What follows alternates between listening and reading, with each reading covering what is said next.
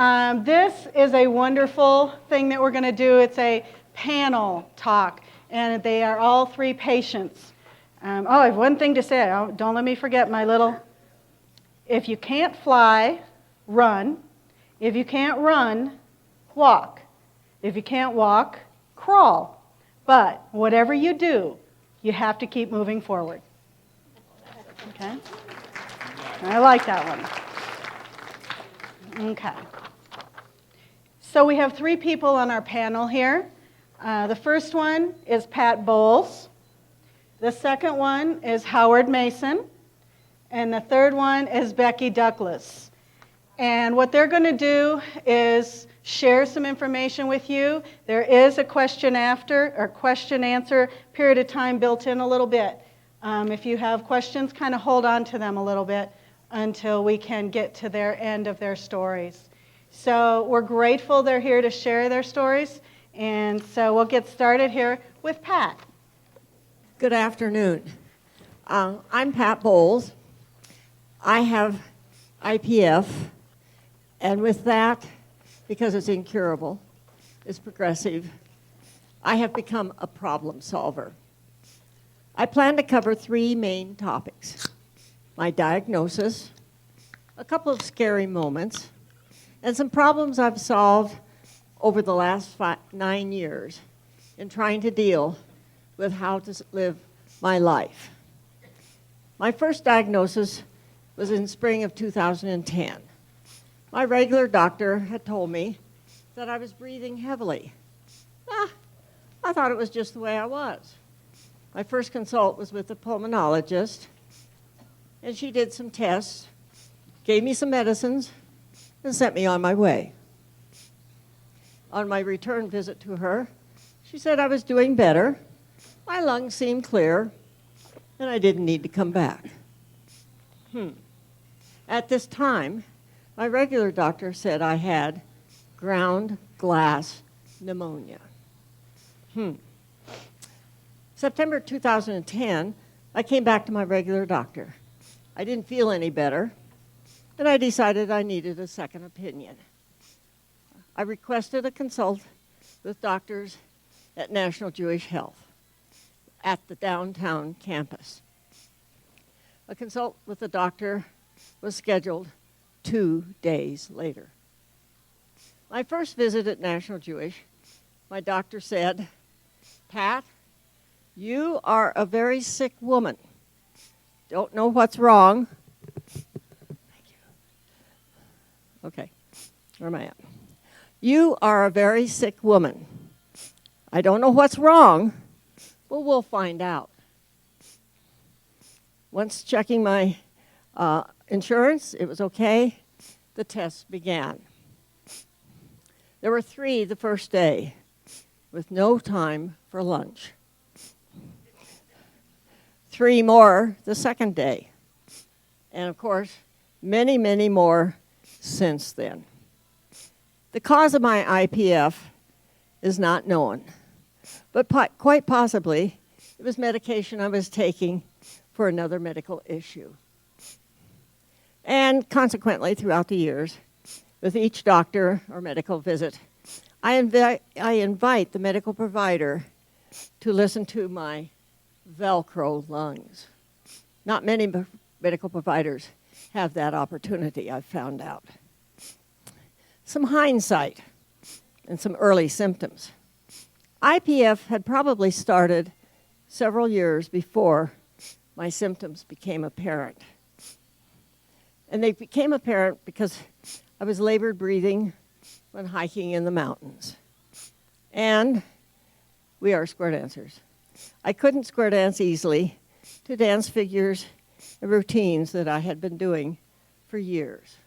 But I thought it was just old age.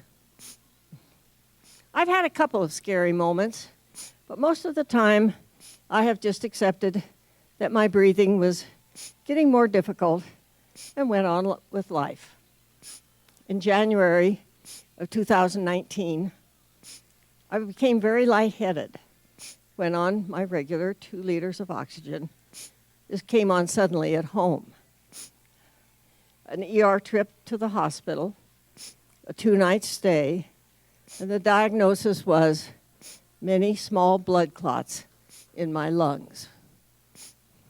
Medication was prescribed, and so far I'm feeling much better, and no more blood clots. That we know about. The other one scary moment I've had in recent months have been fluttery heartbeats. My nighttime sleep is fine with with my CPAP and oxygen. But mornings, the heart had very irregular heartbeats. It was like it was chasing itself around my body, jumping, running, stopping, pausing. I'm undergoing more tests and medications, and the NJH cardiologists are still studying how to best care for me and my lung and heart issues. So, with that, I've had some problems to solve. One of my problems was high elevation. No more exploring our beautiful mountains on foot. Slow down. Well, I still walk about 1 mile to 1.5 miles daily if I'm not dancing. Our solution, we purchased a portable oxygen concentrator that we carry in our car. And it's on all the time when I'm in the car. And we also use it when I'm traveling and staying overnight, such as with our daughter. Now, I can enjoy drives in the mountains thanks to our POC. Problem, square dancing. We love to dance. We danced last night. We will dance tonight. We will dance tomorrow afternoon. But how do we carry extra oxygen comfortably? The solution was that I purchased a backpack. And with that, I'm going to stand up.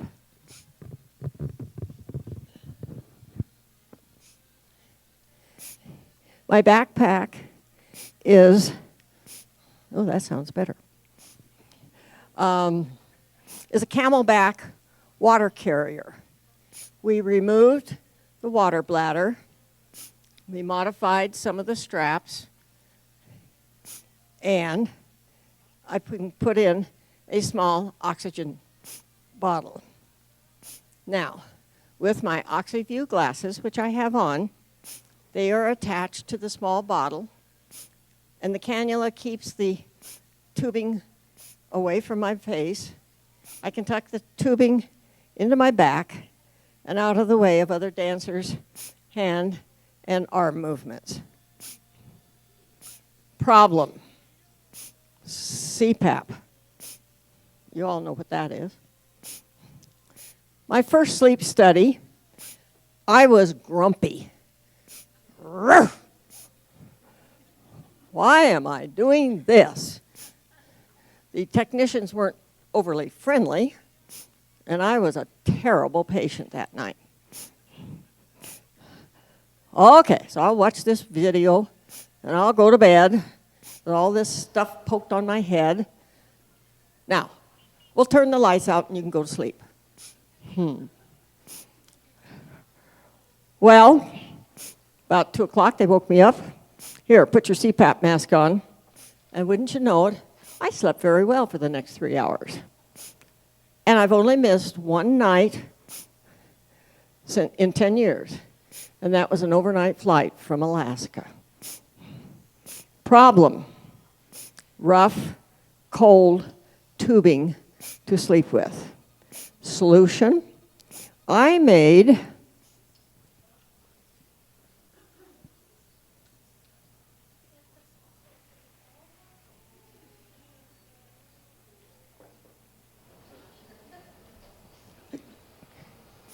tubing covering from large green fleece from a project that I had made several years ago.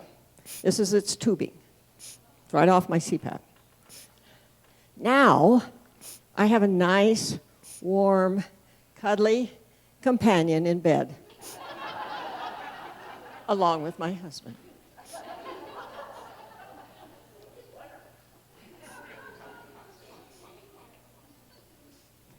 I love my sleep app. I know that I will get a good night's sleep, and so will my husband. Problem. Can you imagine corralling this thing as you're traveling? It didn't fit in the traveling bag.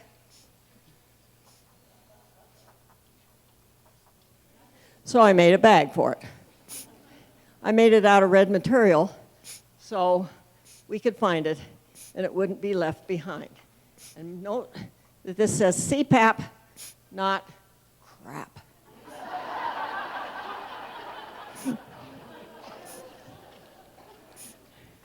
Problem. Moving extra tanks when I'm out and about during the day. We needed some sort of cart for oxygen tanks because I go through several. I got an idea from our friend in our retirement community. And the solution was I made a wheeled cart. I don't think you people over there can see it, but there it is. The bottom, the cart part, was originally for a commercial oxygen apparatus. I added a basket that was designed to be a file folder holder. And now we take my oxygen bottles everywhere we go, because I will switch out oxygen from a big tank when I'm just sitting still. Problem. Cannula tubing floating around when it's not in use. Here's another bag. So I made little bags. First we were using plastic Ziplocs. That didn't work with well. The Ziploc bags were continually coming off. So here's some extra tubing. Here's a little green bag. Notice it's the same color as the tank, with a drawstring and a little piece of material with Velcro that I can fasten around my the neck of my tank. Now, we have a place to tuck the tubing when it's not in use. I would imagine most of you wear hearing aids. I did too. The ones with the loop over the ear. That was a mess, a tangled up mess. I take this tubing off all the time, whipping it off. And so would come the battery, and my glasses would be skewed up. Well, that didn't work out very well, and I quit using the hearing aids. My solution, in-the-ear hearing aids. Yes, that took some getting used to, but now I forget that I've got them on and go to bed with them on. That really sounds funny.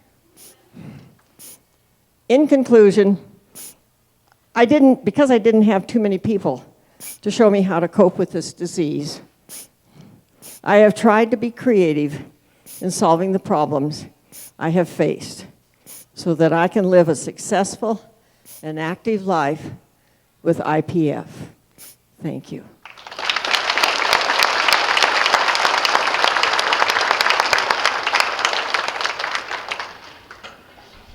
My name is Howard Mason, and this is my story, or at least chapter 60 of it. Anyway, about 6 years ago now, I had a pulmonary embolism.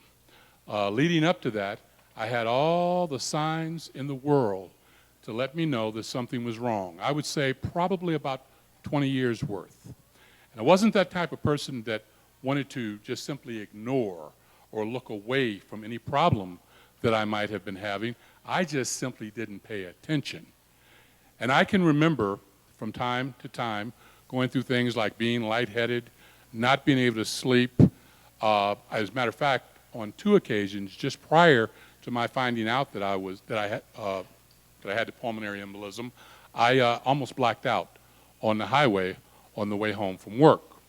And I figured the adrenaline that was going through me kept me awake. I got home, and I figured, like I did about most things, that all I really needed was maybe a half day off a good workout, and I'd be good as gold. And it's not because I'm that kind of guy, again, who didn't like doctors. It's just that I hadn't been to see one in a long, long time. So finally, and just to kind of move the story ahead a little bit, I got to the point where more and more frequently, I was experiencing being lightheaded. I also had vertigo. And to the point where at one time I felt as though there was someone laying on the floor, very heavily muscled, with a chain around my neck in his hands, pulling me down to the floor. And the last time that I was pulled down on the floor, I just missed the corner of a table. And so anyway, going beyond that, I can remember that I hadn't looked at myself as I was beginning to fade further and further in the direction of having the pulmonary embolism. I hadn't looked at myself in the mirror for quite some time. When I did, I was horrified because my body had changed completely. And I was to the point where I could hardly walk up the stairs without having to breathe hard. In fact, there came a time in my life, probably, this must have been 10 years ago, where I would go downstairs where my living quarters were.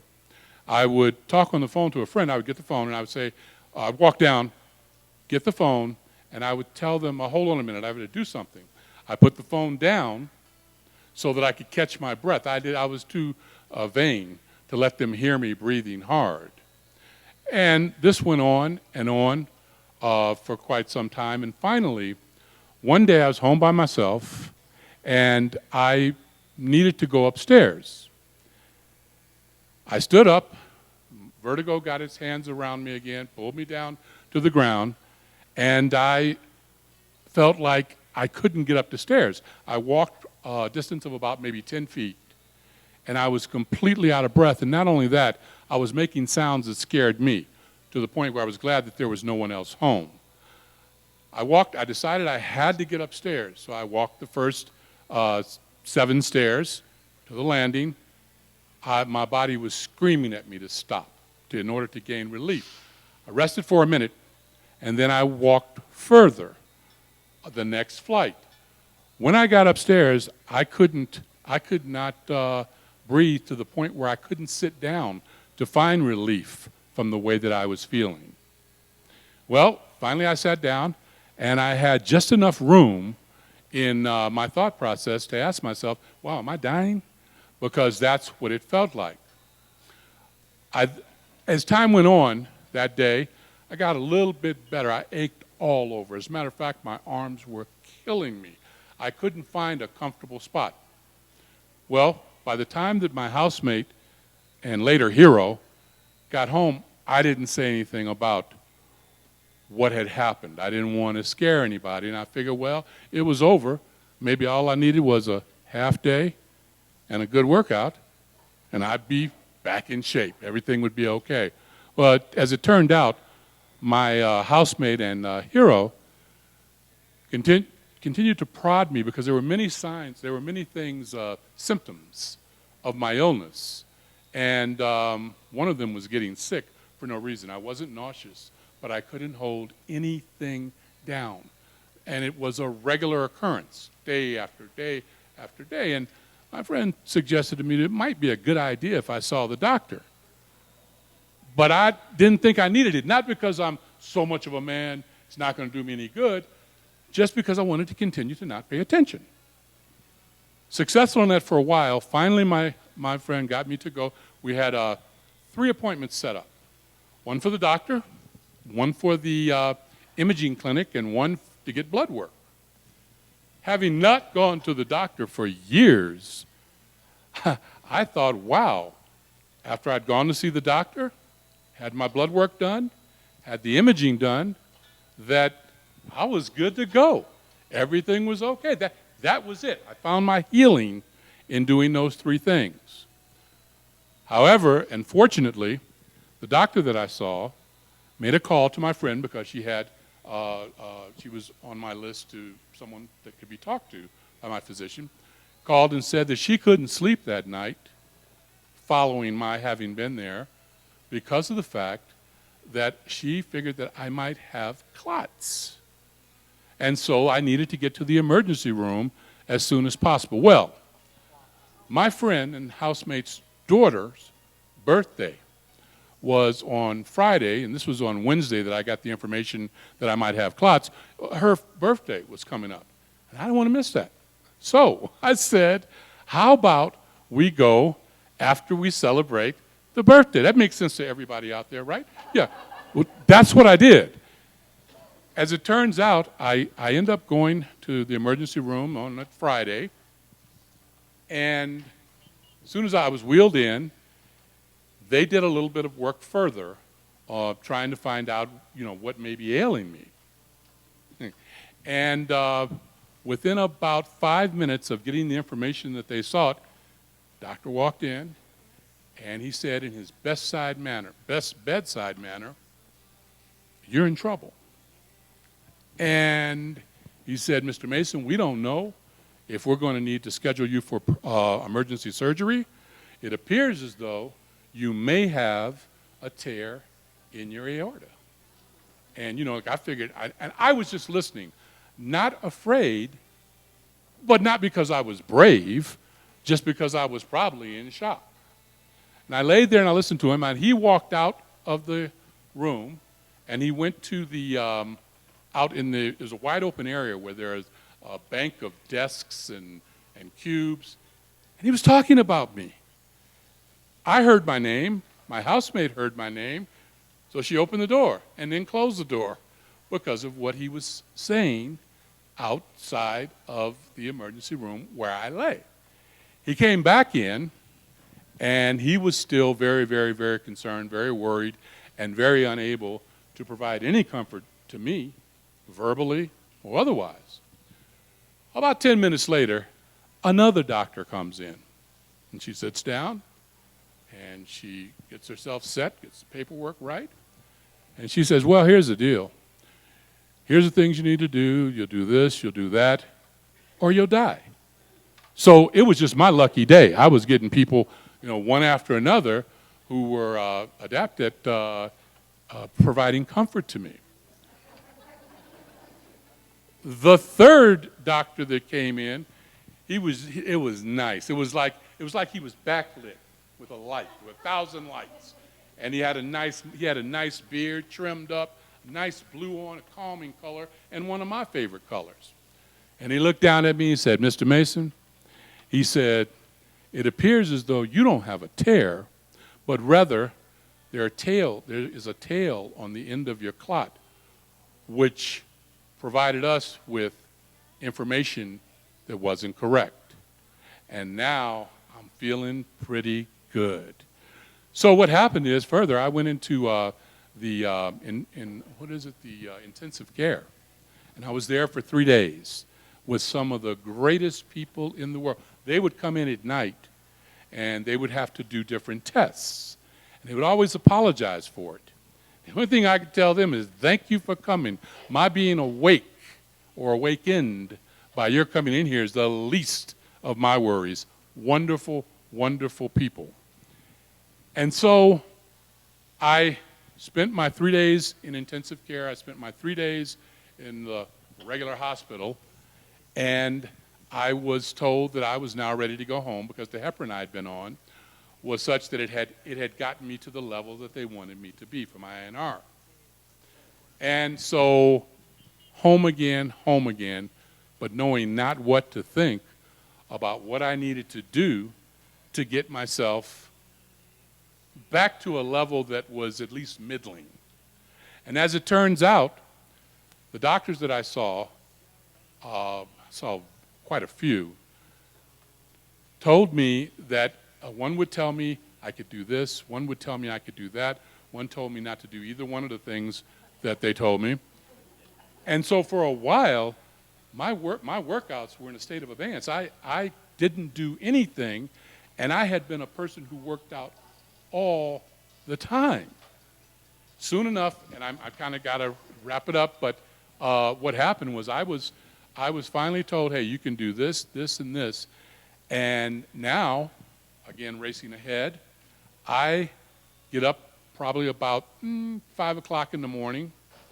I go out, I do my walk in the park. I've got 2 nice LED lights on my Mighty Mac.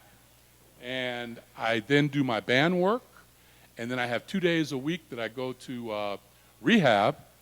And such wonderful people there. Such wonderful, wonderful people. It's like family. And it has encouraged me to continue doing what I'm doing. I always like to say, I work out for me. But I work out because of so many others who provide encouragement, who provide attention, who provide focus for me. And as a matter of fact, and I'm going to have to wrap this up, I go out to work out, like I said, early in the morning. I work out all through the winter in terms of my walks. I've been told by 50 people, if one, how I'm their inspiration, or how they say, wow, you're out here, all conditions doing it. Well, I thought to myself, little boy heart, I thought to myself, wow, I want to walk in the snow out here because that'll be really good. The houses that butt up to the park, all these people will see me, and that'll be so cool. So one day I come out, I open the garage, and it's just spitting outside, just spitting. And so I said, this is the time to do it because it's not serious. There's no ice on the ground, and I'll be able to get a whole bunch of extra credit. So I went outside. I walked around the park. It's still spitting. By my 3rd lap around the gazebo in the center of the park, I was in a whiteout. And I was loving it because I knew I'd get extra credit and more compliments. And I'm shallow. So that's something that appeals to me. But anyway, right now, where I am, because I only have about a minute to go, where I am is that I'm probably happier than I've ever been at any other time in my life. Why? Because of the people in my life, because of the smiles and the encouragement. As a matter of fact, coming in here today, from the time I hit the front door till we got in here, the smiles, how you doing, how you feeling, that's so important. And one of the things I want to make sure that I do is that I give that back in some way. And so far, so good, I'm encouraged. Thank you very much.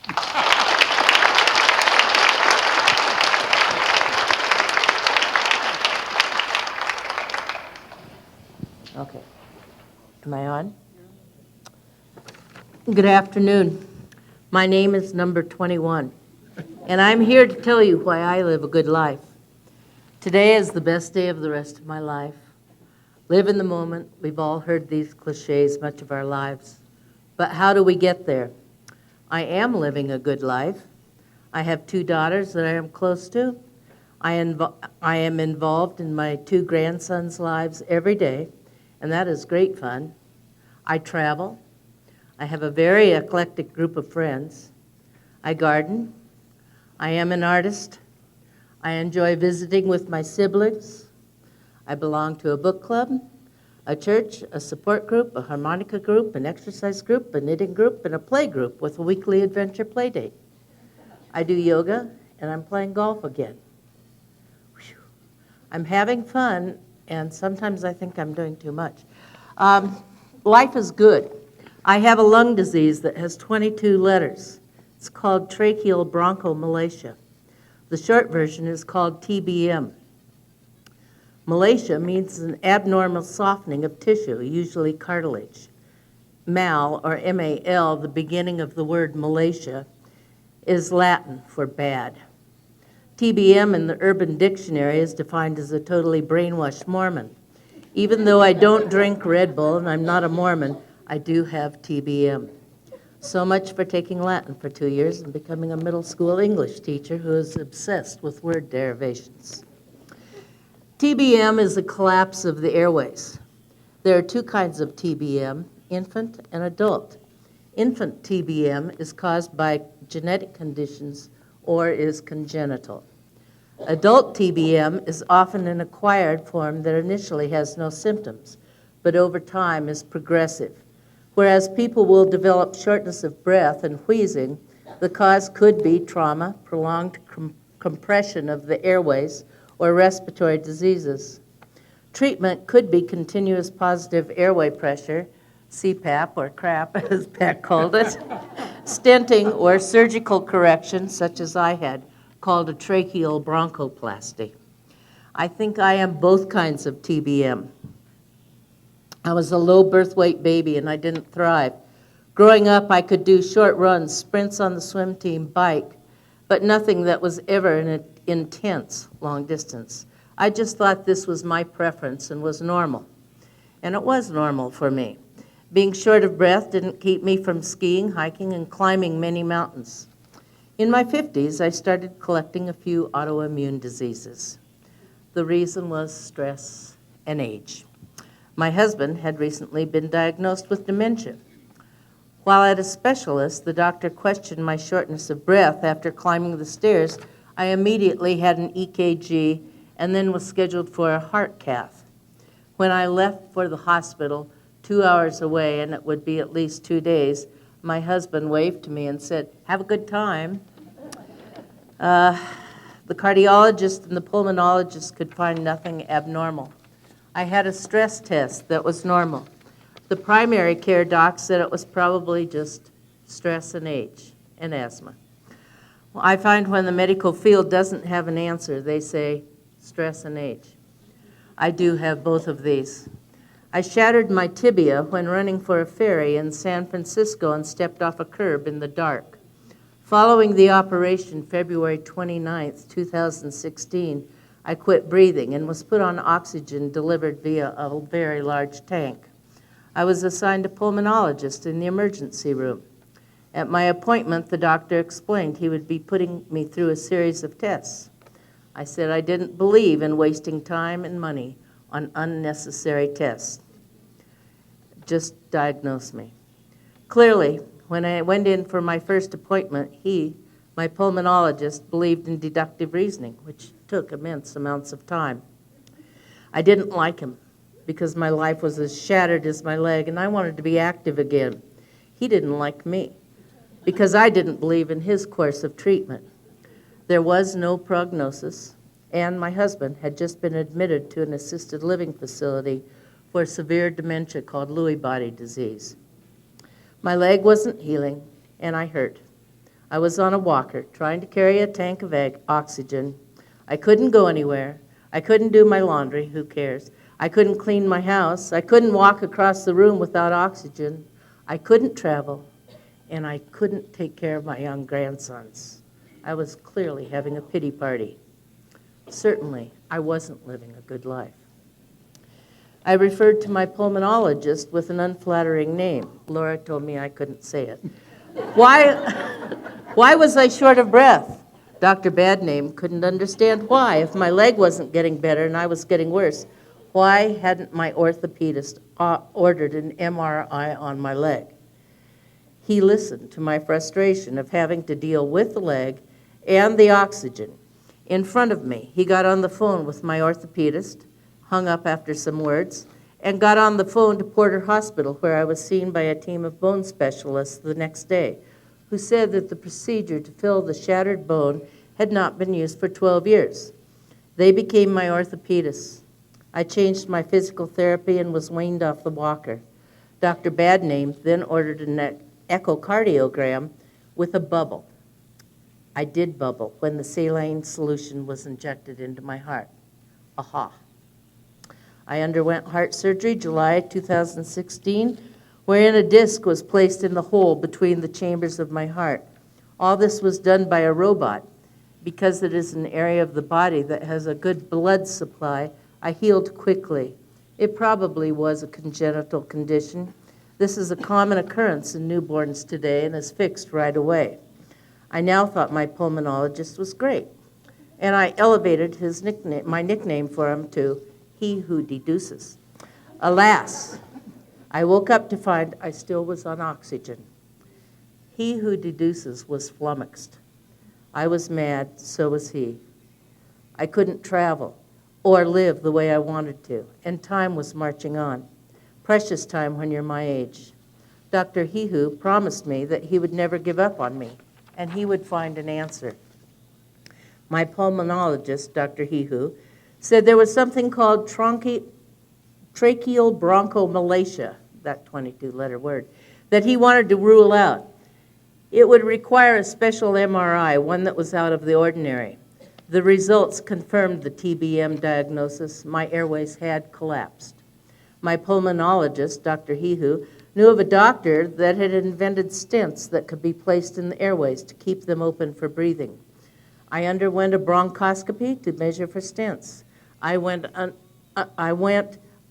underwent another bronchoscopy to place the stents. I went home from the hospital, National Jewish, and coughed for 4 days as my body was trying to reject the foreign objects. But I could breathe. They were then removed, and with another bronchoscopy, which tore my throat apart as they had metal spikes pointing upward, to keep the stents from moving or migrating. I am wearing these stents now on my miracle necklace. These are the stents that were placed in me with the spikes. It was determined that I could be a candidate for surgery, but I had to get in shape for it. Dr. Wyant at National Jewish Hospital explained the surgery and said to think hard about my decision as the surgery was very risky. I decided that I didn't want the quality of life I was experiencing, and I would take a chance to not be on oxygen all of the time. I got all of my affairs in order. I made my peace with my decision and the procedure. I began Lutheran Hospital's educational and physical pulmonary rehabilitation program. I went to cardio-blast swimming exercises at 7 a.m., followed by an aerobic swim class at 8 a.m. Then I went to pulmonary rehab at 9:30, and then a yoga class in the afternoons. I did this every day, all while on oxygen. And yes, I had a long cannula floating by me in the pools. Surgery was scheduled for January 10th, 2017. I had another bronchoscopy to make exact measurements for the mesh that would be created for my airways. I would be first in line that morning unless a heart or lung transplant came in, because that would take priority. I now thought my pulmonologist was the smartest doc around to figure out my diagnosis. Many pulmonologists had never heard of TBM. I reported to CU Anschutz Hospital at 5 a.m. I was prepped. Took a long time. And before my anesthesia, Dr. Wyant bent over me and said, "Becky, if you don't want to go through with this, you don't have to." I wanted to. An upside-down Y-shaped mesh was sewn around my left bronchi muscle, my trachea or windpipe, and then my right bronchi muscle. A large team of doctors took turns pumping a lung for 15 seconds and then sewing for 15 seconds. This went on for hours with two men's hands inserted into my chest. I remember waking up in the recovery room amazed that I was alive and amazed that I was breathing.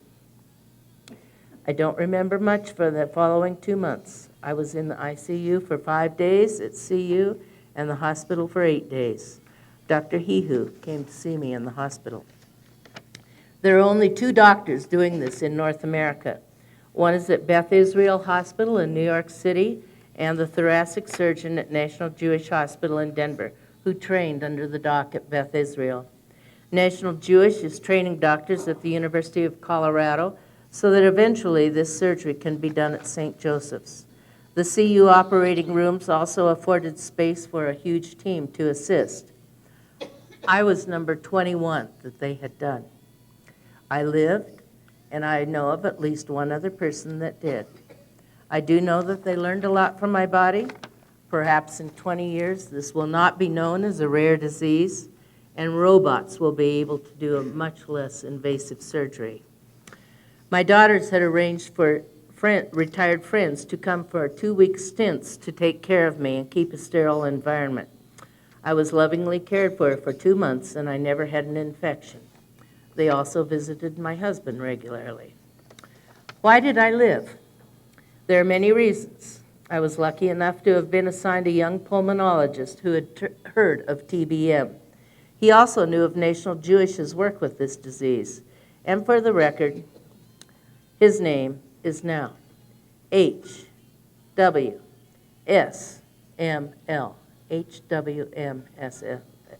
HWSML, or He Who Saved My Life.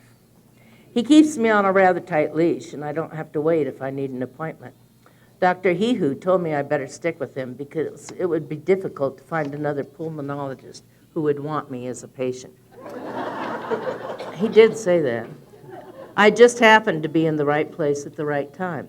My surgeon is only one of 2 surgeons in North America who did this operation, and he happened to be in Denver. I was in good shape before surgery. I was at peace with my life and knowing that whatever the outcome, it would be good. I felt the power of people praying for me.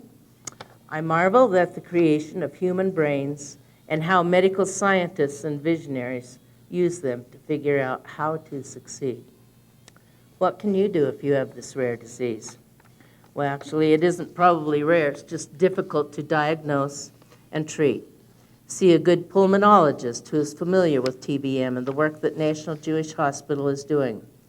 Get your affairs in order. Get in shape. Surround yourself with positive people and find joy in every day. Laugh. Laugh a lot and laugh more. I joined Hufferpuffers, a harmonica group that exercises your lungs and makes you laugh. Meditate. If you don't know how, learn. Keep a gratitude journal. Mine is simple. I list 3 things I am thankful for each day. I do live one day at a time now. I enjoy life as it is, not what it was or what it could be. The solace of meditation allows me to wonder. Gratitude for my unique life is quite humbling and healing. David Brooke, the New York Times writer, has a metaphor that I use. He said, "My prayers of gratitude are my shawl of protection from sadness." My prayers of gratitude are my shawl of protection from sadness. I am unafraid of the future. I am disconnected from the past. I am moving one step at a time and letting go. I am trusting in a higher power. I am peaceful because I don't mind what happens to me now. Life is eternal. The annual migration of the hummingbirds, the stars in the sky. How can it not be when I see the mutations in the dahlias that have learned to adapt? Life is good. I too can adapt, and so can you. Belief, wonder, joy, and with gratitude from Forever 21.